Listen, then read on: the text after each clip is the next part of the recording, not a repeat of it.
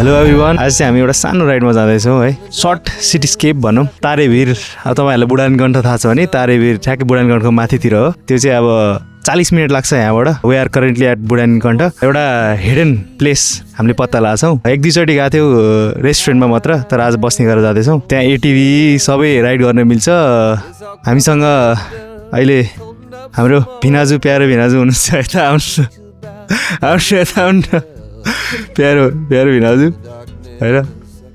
त्यसपछि back of the camera Sujan दाई छ। सो या अहिले जान्छौँ हामी। बाइक साइक स्टार्ट गरेर ब्याग स्याग प्याक गरेर, प्याक त भइसक्यो, अब लिएर आएर निस्किन्छौँ ल।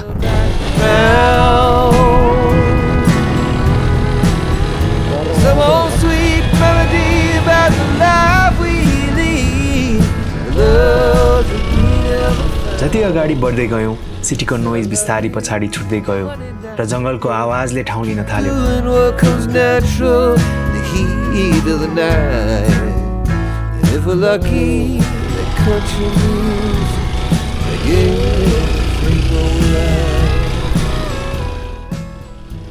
यहाँसम्मको जर्नी खासै लामो छैन, तर रिजोर्ट पुग्नु अघिको लास्ट सेक्सनमा अलि रफ अफ रोड छ।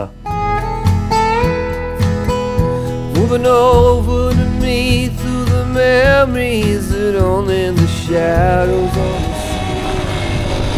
असारको महिना अनि यो हल्का सिमसिम पानी, जङ्गलको बिचमा लुकेको यो ठाउँ।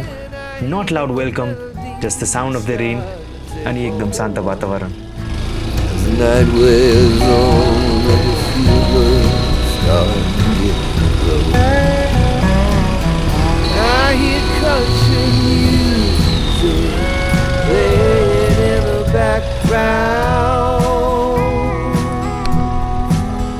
Some old sweet melody about the life we lead, the love that we never found. I said I love you, I said honey not yet. Just keep doing what comes natural, the heat of the night. Never lucky that country music, yeah.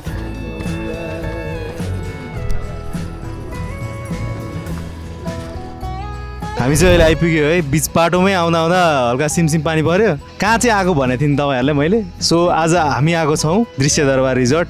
अहिले चाहिँ अब पानी पर्दै आइरहेछ, फेरि रोकियो, उता चाहिँ पानी परिरहेछ देखाइदिँदा है। अलि मजाले नै पानी परिरहेछ। आज एटिभी त कुदाइन्न होला, भोलितिर कुदाइन्छ। यस्तो हिलोमा त के कुदाइनु, अर्को लुगा नि ल्याएको छ नि फेरि। 35 मिनट्समा हामी यहाँ आइपुग्यौँ। आधी बाटो जति अफ रोड छ, गोकर्णेश्वर हुँदै सुन्दरजलको बाटो नै आउनु मिल्छ। तपाईँलाई कस्तो लाग्यो भने आज? अब यहाँ 2-3 चोटि त आएको हो खाजा खाना चाहिँ, अब बसेकै छैन। खानेकुराहरू चाहिँ मिठै छ। आज हेरौँ बसेर पनि कस्तो हुन्छ, कस्तो हुँदो रहेछ एक्सपिरियन्स ल दृश्य दरबार resort. In the darkness I could feel her thinking about somebody else. Some old secret she keeps hidden high up on the shelf. It's all covered in dust, holding up some old book supposed to teach about heaven and hell. In the darkness I could feel her thinking about somebody else. I hear country music playing in the background. Some old sweet melody about the life we lead, the love that we never found. अहिले चाहिँ हाम्रो food आइसक्यो है। यहाँको main राम्रो कुरा भने चाहिँ फुड एकदम मिठो हुन्छ र अफोर्डेबल छ क्या। यहाँको भ्यू नि एकदम राम्रो छ है। यहाँबाट ठ्याक्क एयरपोर्ट नि देख्छ।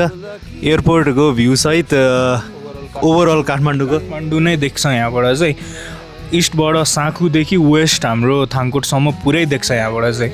And I think we need to dig into our food, किनकि चिसो भइसक्यो, यहाँको वेदर पनि चिसो छ।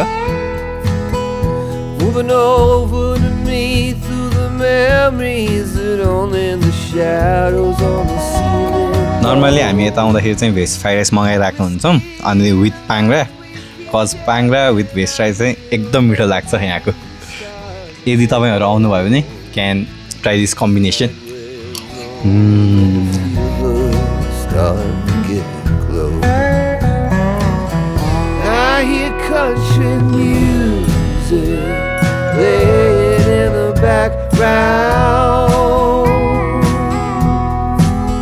Some old sweet melody about the life we lead, the love that we never found.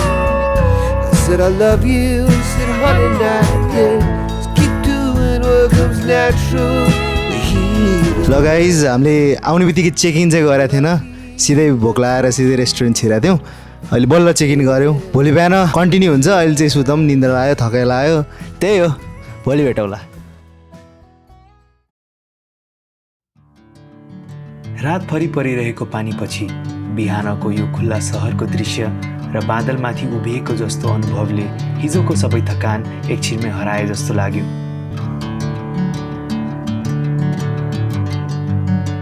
Everything around us seemed to be slowed down.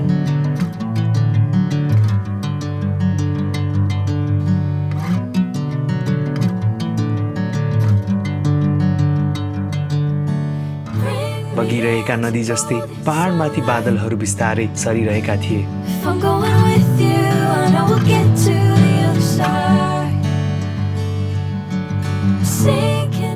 यो दृश्य हेर्दा समय नै अलि बिस्तारै हिँडिरहेको जस्तो महसुस भइरहेको थियो।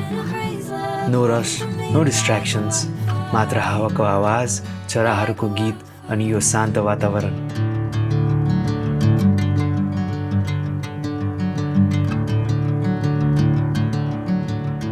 कहिलेकाहीँ यस्तो दृश्य हेर्न धेरै टाढा पुग्नु पर्दैन, सही ठाउँ र सही समय मात्र चाहिन्छ।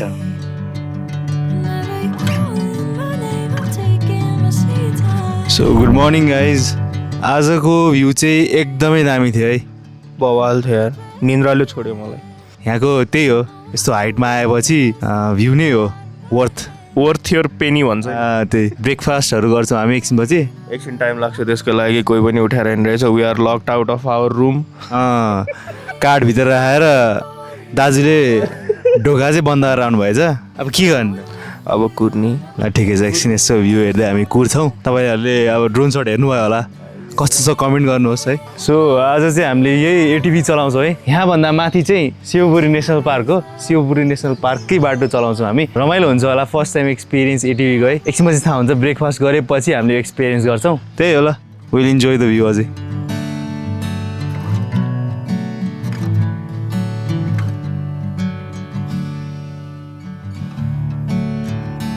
ल हाम्रो ब्रेकफास्ट आइसक्यो है, अघि भर्खर कफी खाएँ, एकदम मिठो छ है। अट्टा खानिदिएँ। So what we have here is एउटा अमलेट, पोट्याटो, ससेज अनि veggies plus fresh bowl of fruits. एउटा सस फेरि खाइदिउँ न त। ल आतङ्ककारी। सो कफी बबाल थियो, ब्रिउड यहीँ ग्राइन्ड गरेर बनाउनु हुँदो रहेछ। एकदम दामी मिठो थियो कफी।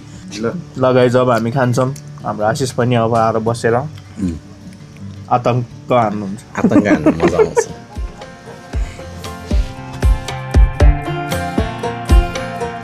ब्रेड चाहिँ अलिकति ढिलो आएछ। यो चाहिँ ब्रेकफास्टमा इन्क्लुडेड रहेछ। हामी यति मात्र सोचिरहेको थियौँ, फ्रेस ब्रेड पनि रहेछ। अब चाहिँ हामीले एक्सपिरियन्स गर्न गइरहेछौँ है ATV.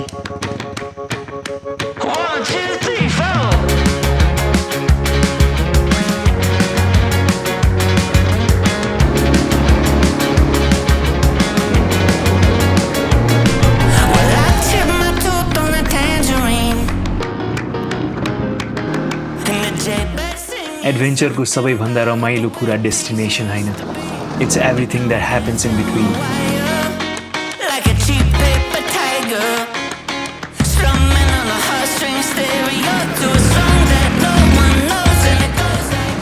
But beneath the wheels, cold air, forest all around, अनि त्यो फ्रिडमको feeling, that's hard to explain. ल गाइज, हामी चाहिँ एकछिन यसो यहाँ पार्क गरेर एकछिन यतातिर वाक गर्न गइरहेछौँ। बिचमा फक्स पनि देख्यो, यसमा क्याप्चर भएको भयो भने चाहिँ थाहा छैन। यहाँ चाहिँ अब ब्रिज छ, ब्रिजको माथि रोकेका छौँ। राइड चाहिँ एकदम दामी भयो, रमाइलो भयो है। फर्स्ट टाइम एक्सपिरियन्स अलिक फर्स्टमा बुझ्न गाह्रो हुने रहेछ, बुझेपछि चाहिँ रमाइलो छ है। एकछिन माथि यस्तो घुमेर आउँछौँ हामी अब वाकिङ टुर। सो यस्तो एक्सपिरियन्स गर्न मन छ भने चाहिँ दृश्य दरबार रिजोर्ट चाहिँ आउनु होला, एकदम दामी छ है। बिहानको भ्यू नै देख्नुभयो होला। अहिलेको एक्सपिरियन्स त कुरै नगरौँ, नेक्स्ट लेभल नै छ है। यस्तो के कस्तो छ एक्सपिरियन्स ल? बवाल। हाम्रो यो अब बानी छैन नि त यो टिभी चलाउने। फर्स्टमा चाहिँ एकदमै गाह्रो लाग्यो होइन। अनि बिस्तारै गर्दा गर्दै अलि एकछिनपछि चाहिँ बानी बस्यो। त्यस्तो कन्फिडेन्ट चाहिँ होइन, जस बानी चाहिँ बस्यो। हाम्रो भिनाजु इज बर्न ट्यालेन्ट। त्यो के भन्छ केटीहरूमा 32 गुणकी लक्ष्मणकी बुढी भन्छ नि, सेम।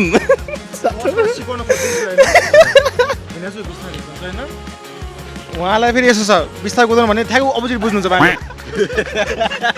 बिस्तारै कुदाउने होइन, झन् बटार्ने चाहिँ हो भनेर जस होइन, उहाँले कन्ट्रोलमै ल्याउनु भयो। त्यस्तो रफ राइडिङ गर्नु भएको छैन, जस उहाँले चाहिँ भरपूर्ण उपयोग गर्नुभयो राइडको। कुदाए पनि कन्ट्रोलमै कुदाइन्छ, रफ कुदाए पनि त्यस्तो रफ नकुदाइकन जे कुदाए पनि आफ्नो कन्ट्रोलमा चाहिँ हुनु पऱ्यो है गाइस। त्यही हो कुरा चाहिँ।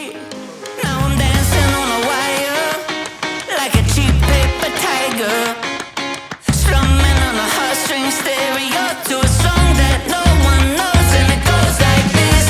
Hey, hey, yeah, said it goes like this. Say la vie. Sometimes you don't need to travel hundreds of kilometers to feel far away from everything. You just need the right place.